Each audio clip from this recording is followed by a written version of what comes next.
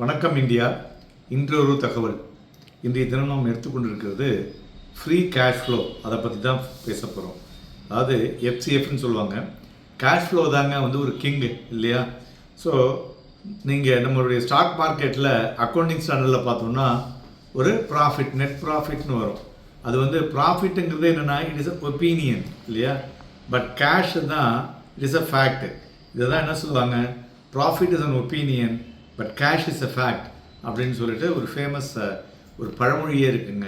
அதுமாதிரி many retail investors so நிறைய கம்பெனியை பார்க்கும்போது அந்த குவார்ட்டர் ரிசல்ட்ஸை ஸ்கேன் பண்ணுவாங்க. அதில் இமீடியட்டாக நெட் ப்ராஃபிட் என்ன இருக்குன்னு பார்ப்பாங்க, ஆர் ப்ராஃபிட் ஆஃப்டர் டேக்ஸ் என்ன இருக்குன்னு பார்ப்பாங்க. அதுமாதிரி அதனுடைய பாட்டம் லைன் சர்டைன்லி பாசிட்டிவாக இருக்கா, எப்படி இருக்குன்னு பார்ப்பாங்க. ஆனால் ஸோ அது இந்த ஹோல் ஸ்டோரியை சரியாக சொல்லாது. ஸோ இந்த ப்ராஃபிட் ஃபிகர்ஸ் இருக்குது பார்த்தீங்களா, அது சம்டைம்ஸ் மிஸ்லீடிங்காக கூட இருக்கக்கூடும். ஸோ நம்ம நீங்கள் நிஜமாக ஒரு அண்டர்ஸ்டாண்ட் பண்ணும்போது இந்த ஹெல்த் ஆஃப் த பிஸ்னஸ் இருக்கு இல்லையா, அது எப்படி ஷேர் ஹோல்டர்ஸுக்கு ரிவார்ட் பண்ண போகுது அப்படிங்கிறது ரொம்ப முக்கியமாக பார்க்கணும். இதுக்கு பார்த்தோன்னா ஸோ அந்த மெட்ரிக்கை ஒரு ப்ரொஃபஷனல் ஃபண்ட் மேனேஜர்ஸ் எப்படி பார்ப்பாங்கனாக்க ஃப்ரீ கேஷ் ஃப்ளோ வேலை, எஃப்சிஎஃப்னு சொல்லுவோம். ஸோ இதை தான் நம்ம இப்போ பேச போகிறோம். அதாவது இந்த அக்கௌண்டிங் ஆஃப் ப்ராஃபிட்டில் எல்லாருக்குமே தெரிஞ்சது. So money in the bank account, similarly match against the revenue expenses, revenues, அதுமாரி several non cash items, PNL இதெல்லாம் உட்காந்து பார்ப்பீங்க. ஆனால் இந்த ஃப்ரீ கேஷ் ஃப்ளோ எஃப்சிஎஃப் இதுதான் சிம்பிளாக சொல்லணும்னா அந்த கம்பெனியோட கேஷ் ஜெனரேட் ஆகி accounting for cash out flow, அது support of the operations or அவங்களுடைய கேபிட்டல் அசட்ஸை மெயின்டைன் பண்ணுறதுக்கு உபயோகமாக இருக்கக்கூடியது. ஸோ இதை எப்படி இங்கே நம்ம கண்டுபிடிக்கிறது? ஒரு ஸ்ட்ரைட் ஃபார்வர்டாக ஒரு எஃப்சி இப்போ பார்க்கணுன்னா அவங்களுடைய operating cash flow minus capital expenditure, capex, அதுதான் FCF, free cash flow. So operating cash flow அப்படின்னா என்ன அப்படின்னு பார்த்தீங்கன்னா இது ஒரு க்ரீன் பேப்பர் மாரிங்க.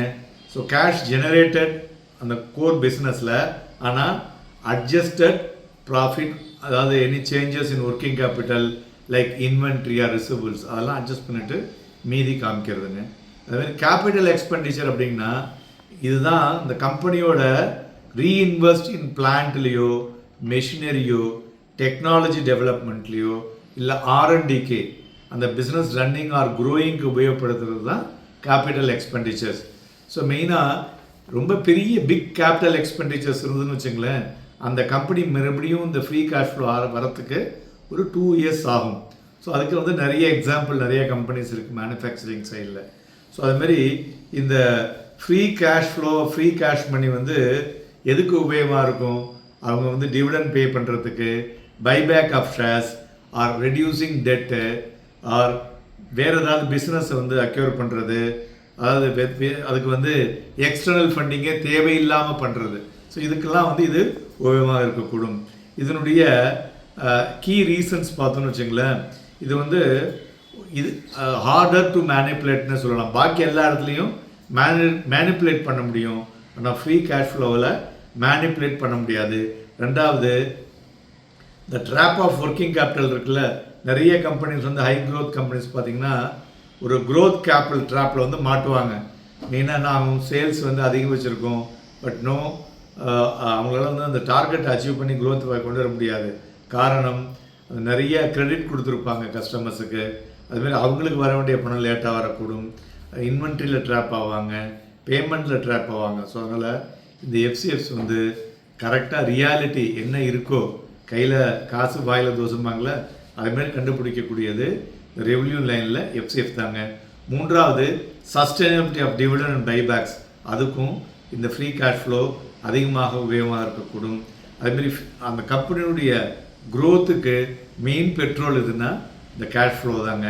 அப்புறம் பார்த்திங்கன்னா நம்மளுடைய இந்தியன் கண்டெக்ஸ்டில் கடந்த ஒரு 10 வருடமாக பார்த்தோன்னு வச்சுங்களேன், இந்த கன்சிஸ்டண்ட்டாக இந்த காம்பவுண்டர்ஸ் லைக் என்ன சொல்லலாம்னாக்க TCS, Asian Paints and Titan இதெல்லாம் பார்த்திங்கன்னா காமனாக இருக்கும். இந்த மேசிவ் கேஷ் ஜெனரேஷன்ஸில் அவங்க என்ன பண்ணுவாங்கனாக்க ஒரு பெட்டர் இது கொடுப்பாங்க, போனஸ் கொடுப்பாங்க, இல்லை டிவிடெண்ட் நிறையாவே கொடுப்பாங்க. So example of infrastructure or power sector எடுத்தோம்னு வச்சுங்களேன், 2008லேருந்து 2012 வரலையும் நிறையா கம்பெனிஸ் வந்து அதிகமான ப்ராஃபிட்டை காமிச்சாங்க. பட் ஃப்ரீ கேஷ் ஃப்ளோ பார்த்திங்கன்னா டீப்லி நெகட்டிவில் இருந்தது. பிகாஸ் நிறைய மணியை அவங்க வந்து உள்ளே கொண்டு வந்து இறக்கிக்கிட்டே இருக்காங்க ப்ராஜெக்ட்ஸில். பட் அதுலேருந்து எடுக்க முடியலை. ஸோ அதனால் இந்த கிரெடிட் சைக்கிள் டேர்ன் அது வந்து ப்ராஃபிட்டபுளாக கம்பெனிஸுக்கு வந்தால் தான், அவங்க டெட் இல்லாமல் இருந்தால் தான் இந்த ஃப்ரீ கேஷ் ஃப்ளோ பெனிஃபிட்டாக இருக்கும். அதனால தான் அதேமாரி உள்ள கம்பெனிகள்லாம் அவங்களுடைய பிஇ பார்த்திங்கன்னா ரொம்ப ஹெவியாக இருக்கும். 30 PE, 40 PE, 50 PE போகிறதுக்கு காரணம் இந்த FCF தான். ஸோ அதனால் இதில் வந்து ஒரு டூல் ஃபார் இன்வெஸ்டர்ஸ் என்னென்னா, FCF ஈல்டை நம்ம எப்படி கண்டுபிடிக்கலாம்னா, free cash flow per share divided by current market price. இதை கண்டுபிடிச்சிட்டோன்னா இந்த ப்ரீ ரேஷியோ மாதிரி இது வந்து ஒரு ஸ்மார்ட் இன்வெஸ்டர்ஸ் உங்களுக்கு வந்து ஒரு தம்ப் ரூல் மாரி கிடைக்கும். ஸோ அதனால் இதை வைத்துக்கொண்டு அதனுடைய மார்ஜின் ஆஃப் சேஃப்டியை உங்களால் ஈஸியாக கண்டுபிடிக்க முடியும். So follow the money trail. So இந்த நெட் ப்ராஃபிட் வந்து ஒரு குட் ஸ்டார்டிங் பாயிண்ட் நமக்கு ரிசர்ச்சுக்கு. ஆனால் அது வந்து எண்டிங் பாயிண்ட் இல்லை. இன்வெஸ்டர்ஸ் நீங்கள் ஒரு லாங் டேர்ம் வெல்த் கிரியேஷனுக்கு உங்களுடைய கோல் என்ன இருக்கணும்னாக்க, கேஷ் இஸ் த கிங். அந்த கம்பெனி என்ன ஆனாலும் அதுதான் அந்த மோட்டுன்னு சொல்லுவோம்ல, அதில் வரக்கூடியது. ஸோ அதனால் அவங்களுடைய sales into gold or hard cash என்ன இருக்குங்கிறத நம்ம கரெக்டாக பார்க்கணும். ஸோ வாலட்டைல் மார்க்கெட்டில் companies with strong free cash flow இருக்குது பார்த்தீங்களா, அவங்கெல்லாம் வந்து ஒரு ரீசைலண்ட் அந்த ஸ்டேல இருப்பாங்க. த மொமெண்ட் மார்க்கெட் ரியாக்ட்ஸ், இது வந்து ஒரு பெரிய லெவலில் ஒரு ஃபயர் பவராக செல்லக்கூடும். ஸோ அதனால் த ஸ்டாக் மார்க்கெட் வந்து ப்ராஃபிட் மாத்திரம் இல்லாமல் cash flow is the king அப்படிங்கிறத இது மூலிமா நீங்கள் தெரிஞ்சுக்கிட்டு அதில் முதலீடு செய்தீங்கன்னா உங்களுடைய முதலீடு பல மடங்காக அதிகரிக்கக்கூடும்.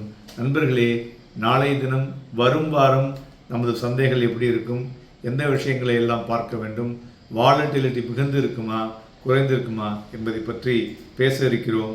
இணைந்திருங்கள். நன்றி, வணக்கம்.